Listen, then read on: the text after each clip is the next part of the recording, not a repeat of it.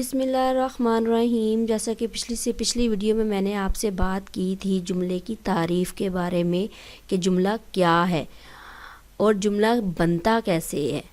उससे next video में मैंने आपको बताया था कि जो पार्ट ऑफ स्पीच के बारे में कि हमारे पास पार्ट ऑफ स्पीच क्या हैं और ये कितने इसके अज्जा हैं।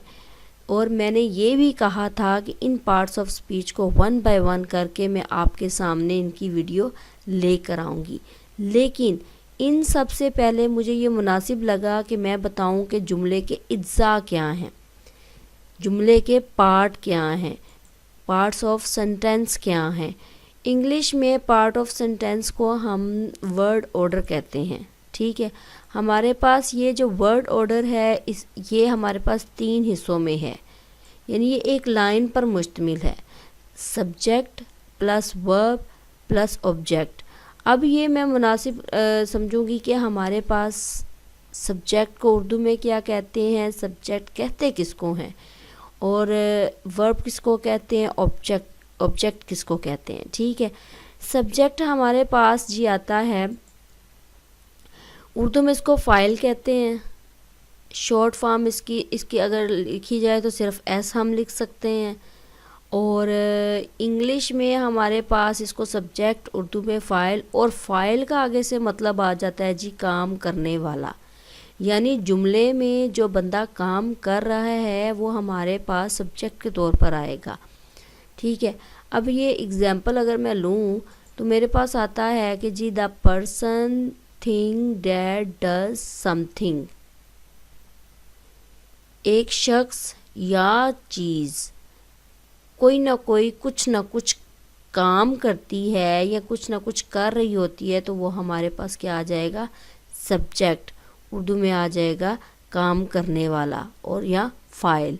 मेरे पास अब ये एग्ज़ाम्पल है, शी लाइक्स कैट, वो बिल्लियाँ पसंद करती है। अब ये जो शी है वो काम कर रही है, ये मेरे पास आ जाएगा सब्जेक्ट के तौर पर।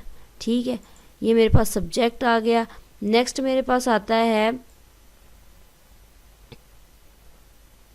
वर्ब, यानी मेरे पास वर्ब जो उनसा है, वर्ब मेरे पास क्या है, इसको मैं उर्दू में कहती हूँ फेल। और आगे से फेल का मतलब क्या है कि किसी काम का करना, होना या पाना पाया जाए। मैं कहती हूँ कोई काम हो रहा है, कोई हालत बयान हो रही है, कोई एक्शन क्रिएट हो रहा है या कोई वाक़यात रूनमा होते हैं, तो वो मेरे पास आ जाएगा कि एक फ़ेल है। ए वर्ड एक लफ्ज़ डेट एक्सप्रेसेस, जो कि बयान किया जाता है या बयान होता है या बयान करता है। एन एक्शन एक अमल, अकरेंस एक अमल वाक़या हो रहा है, और स्टेट ऑफ बीइंग, और जिसका एक हालत रूनमा होती है या हालत उसकी वाज़िया होती है, तो वो हमारे पास क्या आ जाएगा, फ़ेल या वर्ब। अब मसलन इसी एग्ज़ाम्पल को मैं लेती हूँ, शी लाइक्स कैट, वो बिल्लियाँ पसंद करती हैं। अब ये जो वर्ड है जो एक्सप्रेस एक्शन कर रहा है, इसमें जो एक्शन हो रहा है वो पसंद का हो रहा है, यानी वो बिल्लियाँ पसंद करती है, तो इसमें जो लाइक आ जाएगा वो मेरे पास आ जाएगा जी वर्ब।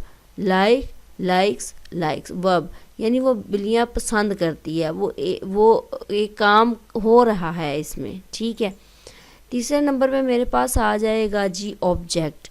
ऑब्जेक्ट को अगर हम इंग्लिश में लें तो वो मेरे पास आता है ऑब्जेक्ट, उर्दू में लूँ तो वो मेरे पास आ जाता है मफ़ऊल। और मफ़ऊल का जो मीनिंग आगे से है वो मेरे पास आता है कि जी जिस पर काम हो रहा है। एक तो काम करता है, एक को हम काम कहते हैं, और एक जिस पर काम हो रहा है वो हमारे पास ऑब्जेक्ट के तौर पर आता है।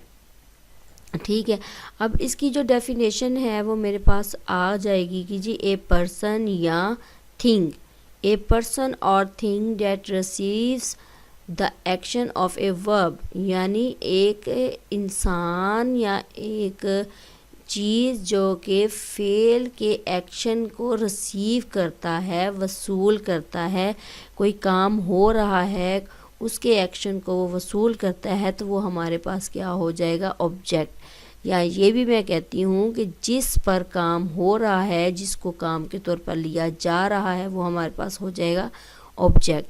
अब मेरे पास यहाँ पे आ जाएगा कि जी शी लाइक्स कैट्स, कैट्स पर काम हो रहा है, वो बिल्लियों को पसंद कर रही है। इसका मतलब है ये जो कैट्स हैं वो मेरे पास आ जाएगा ऑब्जेक्ट के तौर पर, शी आ जाएगा मेरे पास सब्जेक्ट के तौर पर, लाइक्स मेरे पास आ जाएगा वर्ब के तौर पर, और कैट्स मेरे पास आ जाएगा ऑब्जेक्ट के तौर पर। ये था मेरा छोटा सा लेक्चर। इसमें ये है कि आपने हमेशा ये चीज़ याद रखनी है कि हमेशा सब्जेक्ट के बाद वर्ब, वर्ब के बाद ऑब्जेक्ट को लिया जाता है। अगर हम इसके शॉर्ट फॉर्म लिखें तो हमारे पास आ जाएगा जी, अगर मैं सिर्फ शॉर्ट फॉर्म इसकी लिखूं तो मेरे पास आता है एस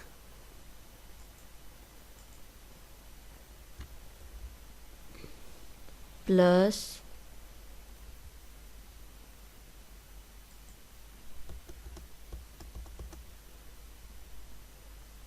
वी